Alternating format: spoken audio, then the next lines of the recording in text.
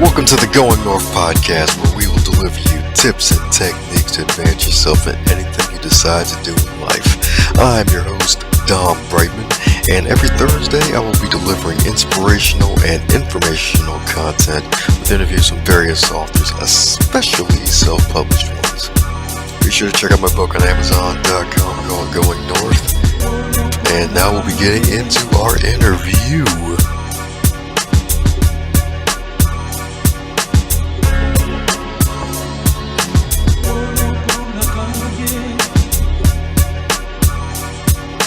Today on the Going North podcast, we have, you guessed it, another author, but not just any author. We have the wonderful Amy Brooks.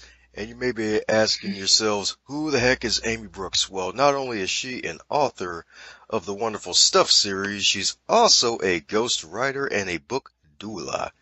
So you can expect her to talk more about that. She is also a book coach and an all-around awesome person, because you can't spell Amy without amazing, marvelous, and youthful. How you doing, Amy? I'm great. I'm so happy to hang out with you this morning. Ah, yes, me too. So behind that introduction, mind filling in the gaps where I may have missed some things? Well, the books were really fun to write. The Stuff series, as you said, they're all very different, but they are having conversations that people sometimes don't have. People either avoid them or assume everybody agrees. So those were fun to write and talk to lots of different women and first-time authors about their experiences. But I also have another book called Spiritual Detox for Divas, which is also femme-focused. And that is an introduction to spirituality and a whole other way of thinking about mindset and energy and all the woo-woo things that are around us all the time when we tune in and tap into our intuition. It's a beautiful thing, just tapping intuitively the stuff, and I think that's kind of like the woman's sixth sense, per se. Mm-hmm. Yeah, everybody's, but yeah, definitely. That one was for women, but like everybody, like there were lessons across the board. There's so many men who are just really, really able to sense the moment. They're like intuitive salesmen, intuitive businessmen, all these guys who really kind of know the exact right thing to say or do to really appeal to their clients. So I feel like I see it all around, but we just don't always identify it or talk about how it's developed. Yeah, that's true, because especially with a lot of the spiritual stuff out there today, which is probably growing by the week. Mm-hmm. So what advice would you give to someone who's looking to build up their intuitive side? Oh, that's a great question.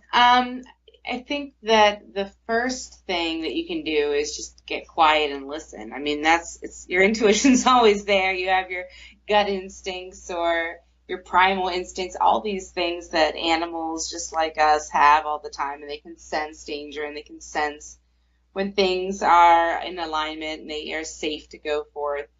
But I feel like humans, we talk too much and we think too much and we don't ever get quiet. We don't ever listen to receive the answers that we have questions about. So that's the first thing, is just allowing ourselves to receive those answers, whether it's in meditation or prayer or just doing something that's meditative. I know a lot of people have a sense of connection or peace when they're doing an activity, whether it's running or, refurbishing antiques or something that's kind of methodical and you get out of your head.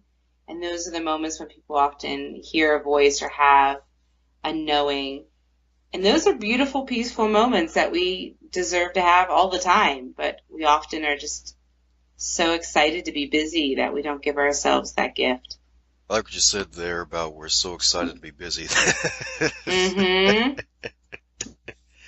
It's so important. I'm so busy and I don't have any time to ask for help. I just want to figure it out. And we all do it, just some of us more than others. And the frenetic pace doesn't feel good. I had a point here in Costa Rica where things weren't working out, like on every front. And I kept trying to figure it out. And I would even say that, like, I need to just figure it out. We need to think about this more. What should we do? And then I just gave up. It was kind of like surrender. And I was like, I don't know. I don't know where we should live. I don't know what we should do about the car. And I don't know what we should do about X, Y, and Z, some other things that were going on. I journaled about it. And I even said that, like, I'm going to just give it up. Give it up. You know, people say let go and let God. You ask your angels, your guides, your ancestors. And it was weeks of frustration that finally culminated in a moment where I'm like, I don't even know. And then within a day or two, everything fell into place. People just kind of came forward and were like, hey, are you looking for a house by chance? Or did you know so-and-so's selling their car? And I was like, no, thanks. Great. And all of those things weren't just great ideas or opportunities. They actually panned out. So we're living in the house. We bought the car. Like, everything worked out exactly as it should. But I didn't figure it out at all. I just kind of let go. Yeah, it is kind of amazing what happens when you let go and let God sometimes, because things just may look so dark and bleak, and then out of nowhere, the actual light at the end of the tunnel is actually a blessing and not a drain. Yeah, that's been an interesting, so that was I don't know if it was a hard question, but like, how do you develop your intuition? I think we all have it. It's just a matter of letting it guide us. It's such a great soundbite to say, like, oh, intuition's so great.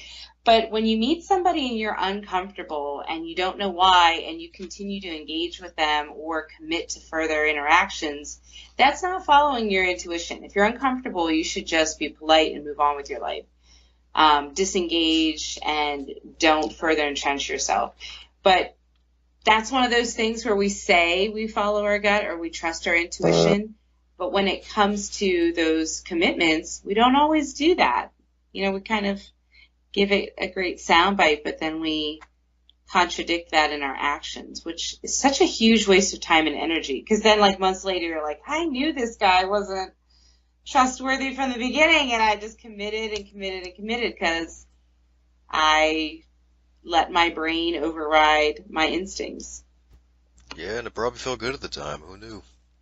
Mm-hmm. Yeah. So let's backtrack a bit. So what led you to just become a multiple-time author and release all these books from the Stuff series? What inspired you? Thanks. That's a good question. I actually can tie that back to intuition again. I was teaching full-time Baltimore City and then Howard County, and I was getting to the point in my career around year 15 and then left in year 16. But I was getting to the point where I was burnt out, and I never wanted that to be the dynamic. Burnout employee, let alone a burnout teacher, is not good for anybody. So I can imagine. And I wouldn't want that for my kids. I have 3 boys, and I want them to have teachers who are excited and engaged in their work. And so I was really starting to open up to some other options, and I shifted to health coaching, which I enjoyed, but it wasn't 100% fit. But it was the exact next right step for me. And so I was doing that, and I got some inspiration to write a book. And when the person told me that I should write more, I interpreted that to be a book. And then it felt really good, and it felt necessary. And I got emotional about it, like even at the idea of it, like, oh, I've been an English teacher for so long. I was a creative writing major in college.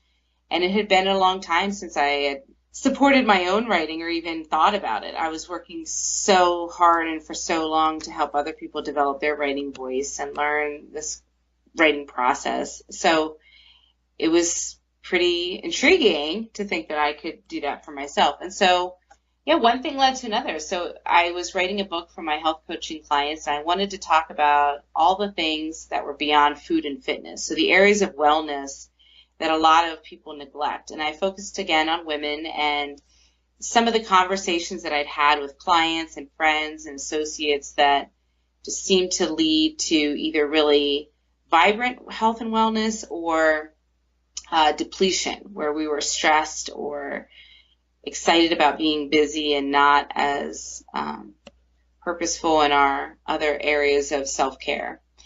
So that book was Stuff Your Supermom Forgot to Tell You, and that was a really fun book to write. And then because of that, I had people starting to ask me if I would help them with their book, if I could tell them how I wrote my book, if they could work with me and I would write their book for them, like as a ghostwriter.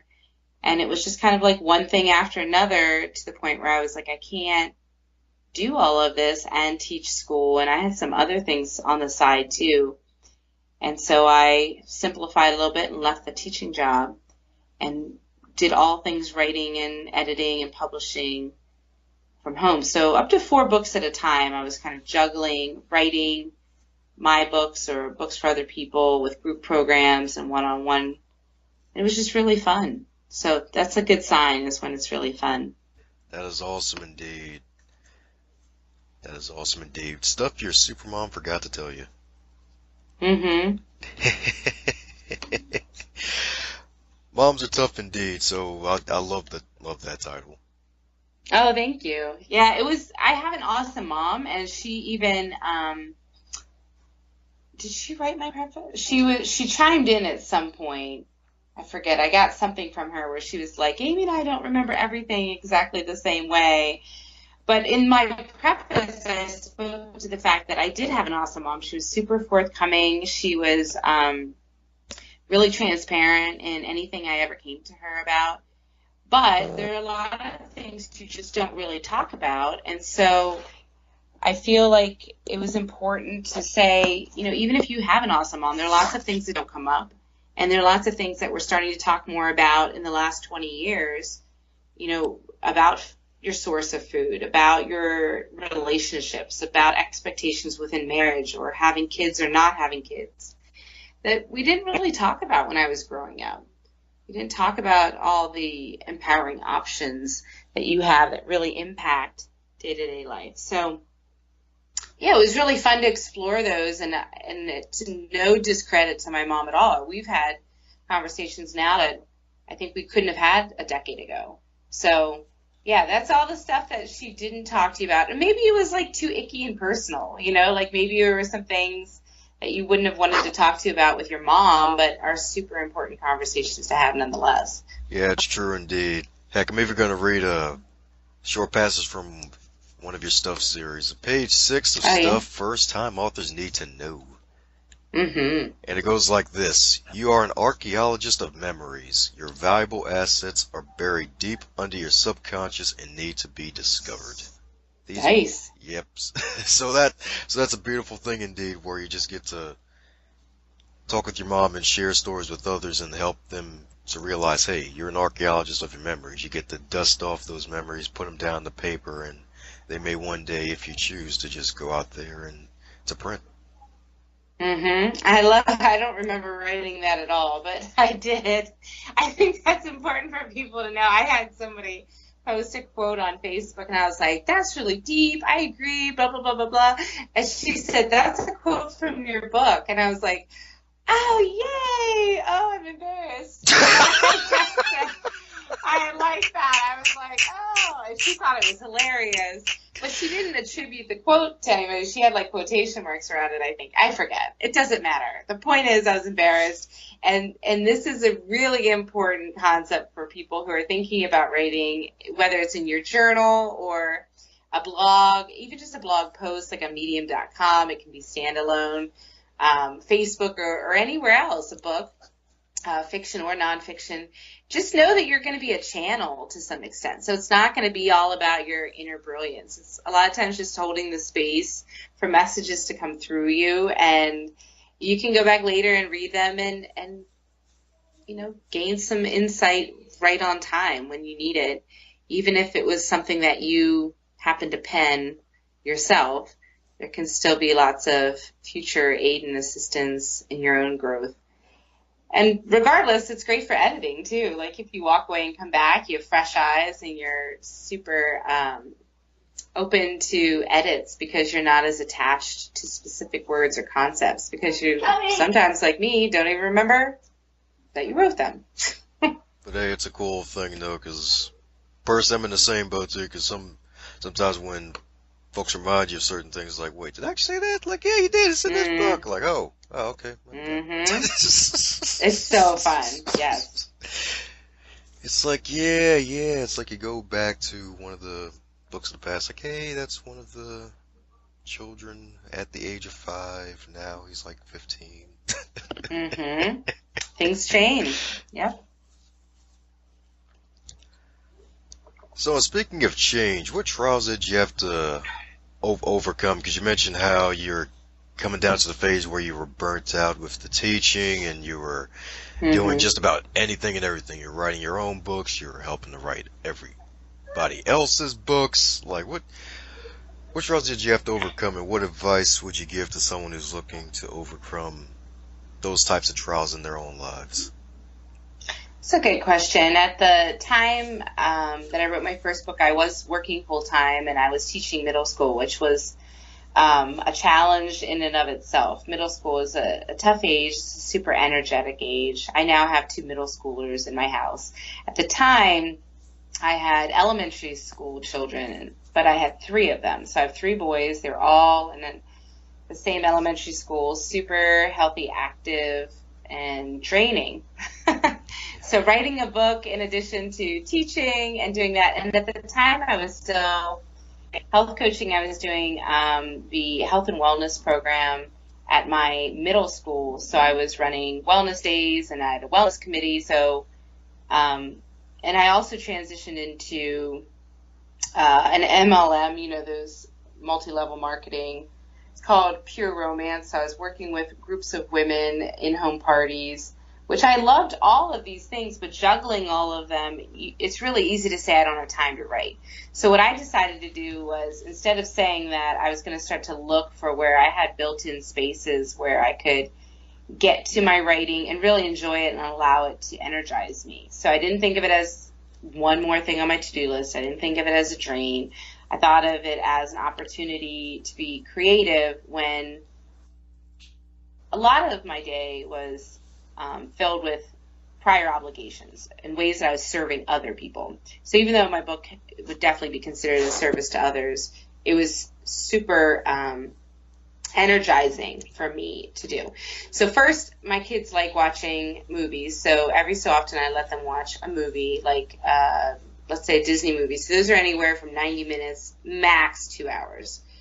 As soon as I hit play on a movie that I knew, and my kids get enraptured by a movie, they don't get up and run around or fight or anything. They're just like super engaged. So as soon as they would start watching the movie, I'd run, grab my laptop, and then I'd write until I heard the closing credits. And for me, I need a deadline. I need that accountability. I need a certain level of pressure.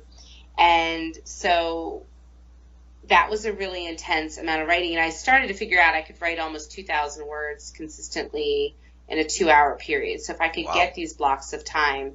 Yeah. And also I think it's important for people to figure out when they get in the zone or when they get in their flow. And so if for you it takes you 10 to 20 minutes to get in flow, you don't want to give yourself a half hour to write. So then what? You're only in flow for 10 minutes. So if it takes you 10 to 20 minutes to get in flow, or at first you're kind of clicking, and then all of a sudden, like you're really writing and you're not even thinking, it's just really coming out of you in a super easy, fluid way, then you want to give yourself space on the other side of that to continue writing. So I could do that for up to 2 hours, and then I would poop out. Like I would just really go back to that, like click, click, click. I don't know what else to say. I guess I can go back and read. I'm starting to feel tired. This is boring. Get up. That's the point where I would get up and walk away, even if I wasn't totally done with a concept. And knowing that there was a cliffhanger of sorts in my writing was kind of cool, because then when you come back to it, you know where you were going with that thought, and you can really, from a high vibe space, finish that thought. I realized my gym, we belonged to a family gym, and they had childcare, and you get up to 2 hours a day of free, quote unquote, childcare included.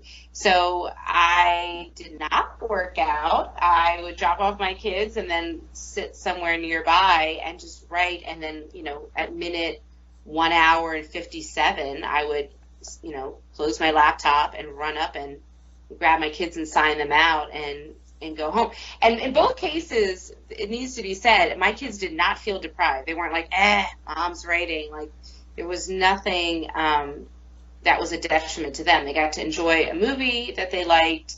They got to go play with other kids and enjoy kids' space at the gym.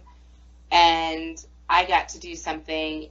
It just worked out really well. And then I could come back to them This is important. If you set yourself up for success, then when you're done and they're done, if your expectations are aligned, you can come back together and really be 100% present and enjoy your time together. So don't feel resentful that you didn't get 3 hours. Don't feel frustrated that the movie's over. Like, just really mentally prepare yourself that when your time is up, you're going to re-engage with them in a different way, and your book is waiting for you when you want to come back to it. So that was my biggest challenge, was just finding the time in the midst of doing other things. But, you know, I just tried to work with what I already had. I couldn't get up earlier in the morning. I didn't want to. And then I wasn't very, I just did it. I mean, if I'm being honest. And then I like my sleep. I like 8 hours. I like 8.5 hours. And at night, I was so burnt out. I was so depleted. When I did try to write like I would, like in college, I could stay up late. I just wasn't in that space anymore. I was, when I stopped teaching, I could work from as soon as my kids were on the bus until like 1 p.m., pretty strong. And then after 1 p.m., I started to realize, oh, I hadn't eaten today. Oh, I'm really tired. I need to get outside and go for a walk. I need to do something different. And so my routine changed, but I still was working within the parameters of my reality and figuring out when you can be really high energy. I think that's so important. When people try to force, you know, writing their book, or they try to cram it into spaces that aren't really in alignment with their focus, they're not writing very much or not writing very well. No, is that kind of what you've experienced too, that you need to write at a period of time that allows you to get in flow and also be really tuned in?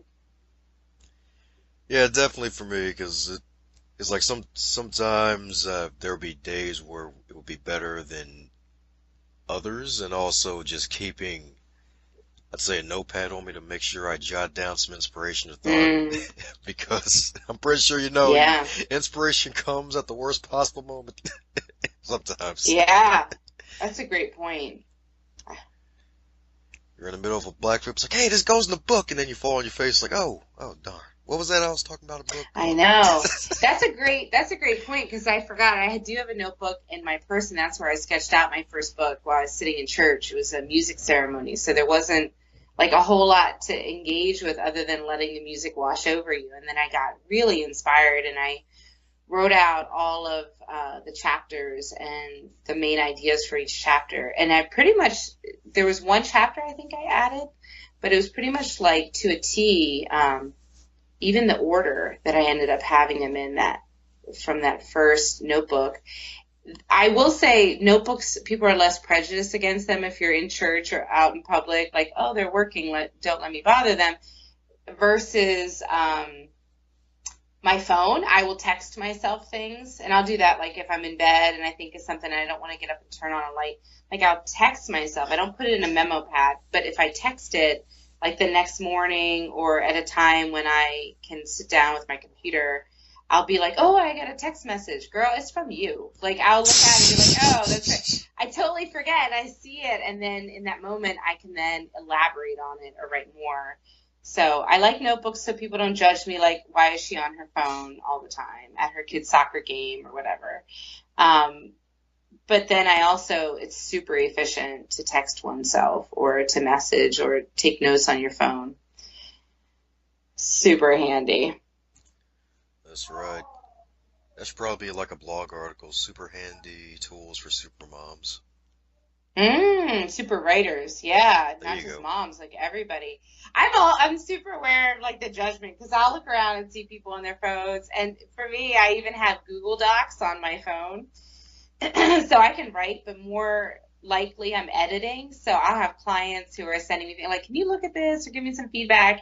And it's a baseball game, which is like so boring. Like, I'm at my kid's baseball game. I'm not playing Candy Crush. Not that it matters what I'm doing, but like, they're not up to bat. My kid's on the bench. Like, I'm like, let me look at my phone. And I'm on the Google Docs, like giving feedback, because you can do comments and edits right there on your phone. And it's so awesome, because then I don't have to go back to my home office and like sit down at my laptop. Like it's done. The client's happy. My kid probably didn't even notice, but yes, there are other parents who are seeing me thinking like, ah, she needs to be more present. So I try to find the balance in that, like not feeling guilty that I'm not paying attention, but then also feeling great that I kind of got some things crossed off my list. And then when we get home, I don't have to go on my computer. I can just keep hanging out and talking and being with family. But those tips and tricks make a huge difference, especially if you're stuck someplace and you feel like I don't have my laptop, I can't do anything. There have been lots of times where I've gotten work done on my book or other people's books, waiting by myself, for a train or the doctor or something silly like that. Yes. And speaking of books, what book has really inspired you the most in life? Ooh, that's a good question. I've been thinking so much about the Celestine Prophecy lately. It's a male perspective, very masculine adventure book. And basically, it's talking a lot about our intuition, our instincts, the way energy and human interaction and global shifts happen. But it's not a self-help book. It's not a nonfiction in the vein of Eckhart Tolle or Marianne Williamson. Instead, it's a parable. So it's more biblical in its storytelling, and it has a lot of characters that you can relate to and engage with. It has a plot development, beginning, middle, and end. It has climactic moments. It has suspense, antagonists. There's all the elements that people like in a movie or in a story. People that you can cheer for, etc. But I keep thinking about how I'd like to replicate that, or someone. I would love a woman to kind of step up and write a focused version of this book where it doesn't have some of the same masculine energy of the Celestine Prophecy. And it's a series. It's Celestine Prophecy, 10th Insight, and the third one, the name escapes me. It's something Shambhala. The Shambhala Chronicles, maybe? Yeah, maybe. My friend and I were just talking about it yesterday, so I wish she had said the full title. She made mention of it, but not the whole title. But yeah, I love those books, and they've really changed my perspective on everything. And I think it's key because she's made a point that she likes reading nonfiction, but she also often loses momentum. And she really likes reading fictionalized versions of the same lessons. So that's been something that I've been marinating on for a while because I haven't written fiction yet.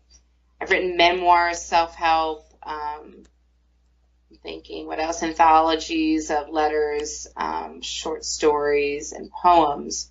So I'd really like to pursue some fictionalized version of a memoir. So maybe some things that have happened in my own life.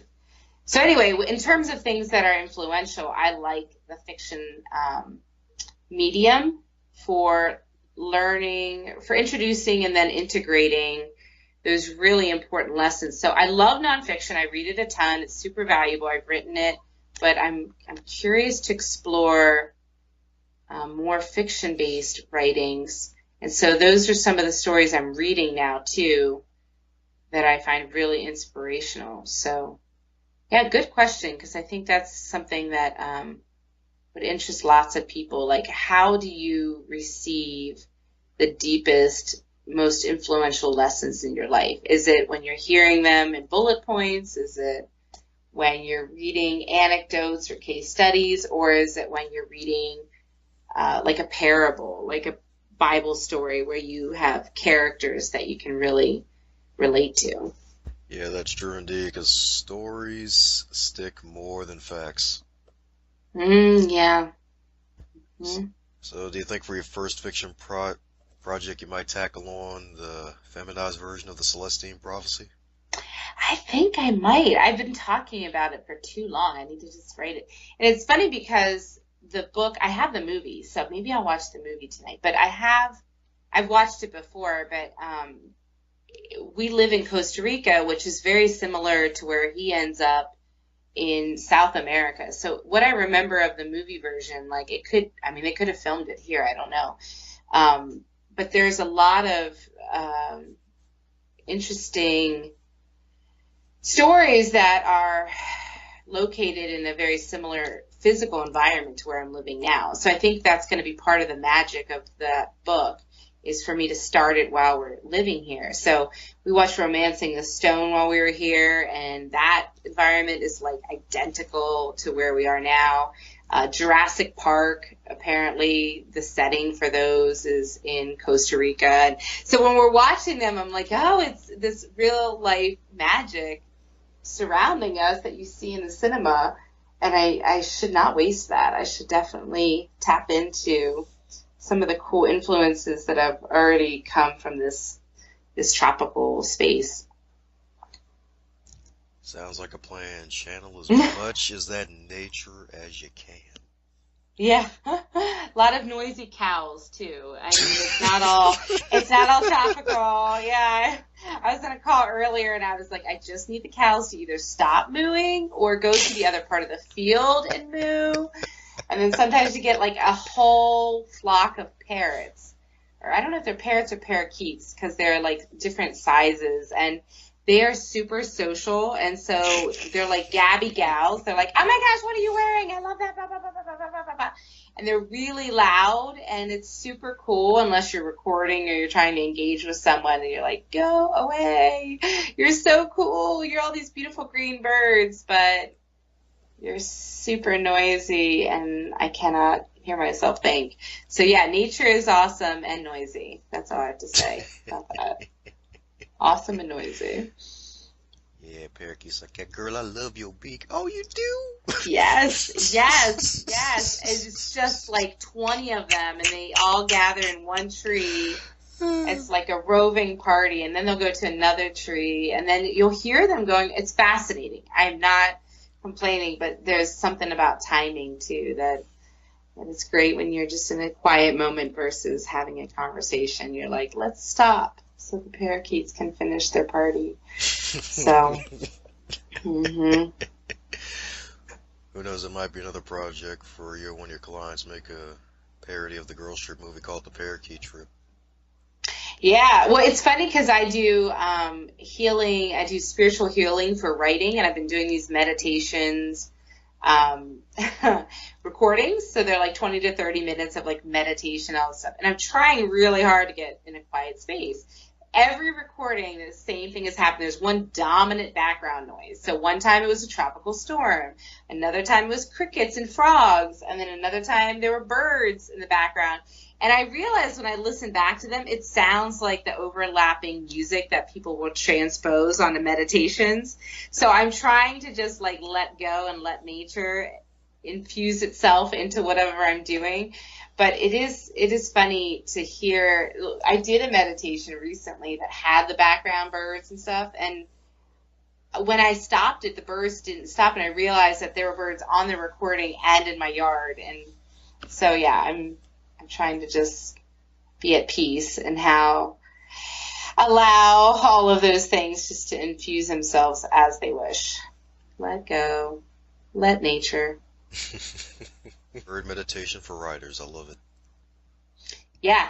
It just happens. Well, alrighty. What advice would you give to yourself if you were 25 in 2017? Oh my gosh, I'm 40. Let me think. I need to go back. So 25, was I pregnant? I think I had my first baby when I was 26. No, maybe I don't know. Anyway, if I was 25, that might have been the time when we were living in China too. So I really like the steps that I took. I don't really have any regrets. And after 2 miscarriages and trying really hard to stay pregnant and it not working, my husband and I kind of gave up and decided to pursue travel in a way that we had only talked about but never actually looked into. So when I opened myself up to moving abroad for us to find jobs, working abroad, I really wanted to be in Central or South America. And I looked at my journals recently. Costa Rica was our top pick, and it didn't work out. We just didn't have any connections here. It wasn't like things were panning out, so we ended up in China.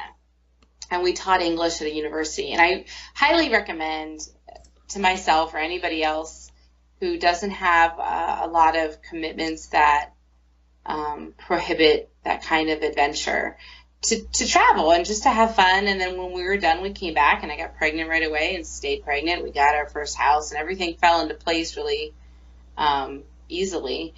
But yeah, the travel, I think, is something that I've always told my students, especially my high school students. Like, if you're going to college or you're doing anything after college or high school, try to incorporate international travel, because we have a small planet with a lot of really awesome neighbors. And it's fun to go hang out with them and to see what America or the United States looks like from afar. So that would be it. That's my advice. Travel. Live abroad. Do something fun. Have an adventure. Sage advice indeed. Sounds like you really have got your frequent flyer miles there. Yeah. That was a fun trip. I took Baltimore City students to Russia too. Oh wow. Yeah, for an international debate tournament. So that was funded through the program that hosted it. But having my high school students in St. Petersburg, Russia, I mean, you can't replicate that kind of experience, what it feels like to be abroad when everybody's speaking another language, or the architecture and the sights and sounds and the smells. The feeling is different. The other kids that were all from Eastern Europe, and Japan, and where else? Maybe Australia. I'm trying to remember who else was there. But yeah, having that experience, I think, was probably life-changing for them. It was for me. So anywhere you go, it doesn't really matter where you go. Just anywhere you go, there'll be things you like or you don't like, or things that you can recognize in yourself or about your upbringing or your home country that are really interesting and super informative and motivating as you move forward in other decisions. So I can't recommend it enough. I wish that people in the United States traveled more, like folks in other countries do, because it's not that big a deal. It's just get a passport and go somewhere. It's not even that expensive. Yeah, don't go on a cruise. Like, just go somewhere and stay in a hostel or in a hotel, or work away is really amazing too. We have 2 folks living with us now from Uruguay and Bolivia, and workaway.info. So they stay with us for free, and they get food, room, and board. And in exchange, they're tutoring our kids. So they're in there doing their Spanish lessons now. Todo en español. All in español. Spanish. Mi español es muy malo. Yeah. I'm with you. I mean, it's been a process, but it's a whole lot of humility and like learning new things and understanding that being uncomfortable is a really great space for growth. So I get in uncomfortable situations all the time, and I'm like, let's figure this out. Let's just stay here and learn and grow, and then it won't feel uncomfortable anymore. There you go, just grow into the best tree possible. Absolutely. Well, alright, for the folks who want to get in contact with you to seek out your wisdom and all that good stuff, where we can find you. My website is voicepenpurpose.com. So it's figuring out your voice so you can pick up your pen and step into your purpose. That's kind of the root or the behind the scenes thought with my website, my business. My email is just Amy, AMY, at voicepenpurpose.com. We have lots of in-person events. Like I have a retreat coming up in January, and it's called the Inspired Writing Retreat. And then I also have online programs. Sweet. Well, alrighty, Amy, thank you so much for your time. Thanks for having me. This was really fun. Sweet. That's the main thing. Want the guests to have fun. Fun on the bun. Thanks a bunch for your tuning ears on the Going North podcast. I hope you enjoyed that episode. Be sure to, once again, check out my book, Going North, on Amazon.com and CreateSpace.com. And if you'd like, feel free to follow me on social media at Twitter, Facebook, and Instagram all at Dom Brightmon, YouTube at Dom Brightmon, and if you want to connect on LinkedIn as well, I am there at Dom Brightmon as well. Go out there and make the rest